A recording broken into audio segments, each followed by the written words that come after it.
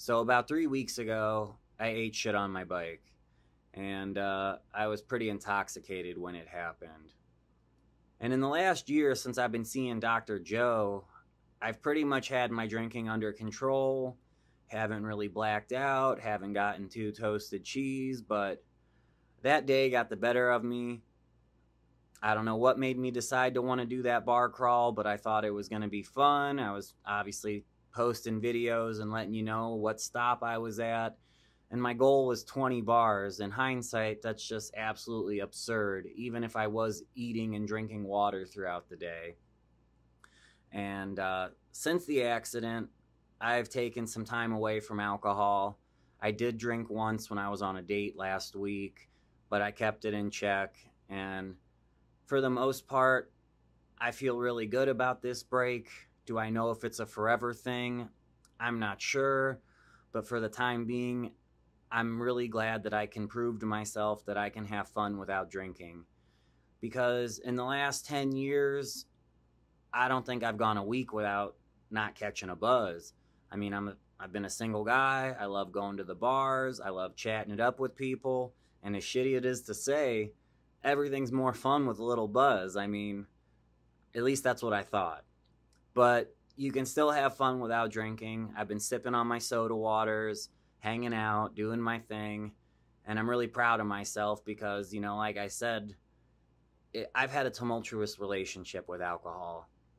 It's not like it's happening every month, every week, but usually 2 or 3 times a year I slip up and something bad happens. Not to people, but at least to me. I've taken out a trash can in a mailbox. I flooded my house once. Obviously, I got in the bike accident. And I think this was just like a pretty big wake-up call for me. And I'm just grateful that it was only my face that took the beating. I mean, it could have been my head trauma. I could have broke my neck. I could have been killed.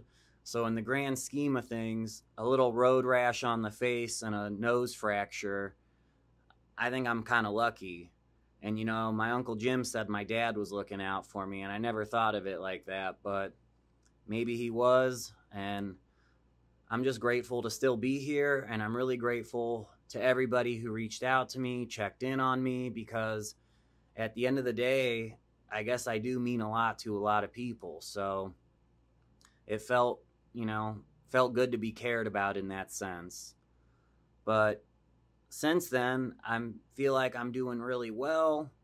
You kind of look at me though and you think you're 5'9", a buck 70.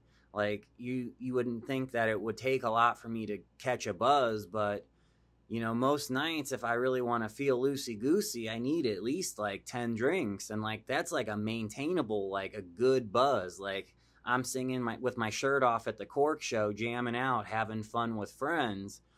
And so I'm hoping that with this little reset here that I can drop my tolerance and, maybe just have 3 or 4 drinks, have a good buzz, not overdo it, and, not fuck up. Because too many times I've made mistakes because of overdoing it with alcohol. And the problem is like, for me, it's like the Top Thrill dragster, I'm just climbing that mountain, enjoying the ride. The buzz is fine. But then there's usually just that one drink that puts you over the edge, and before you know it, you're hammered, and you're like, what the hell just happened?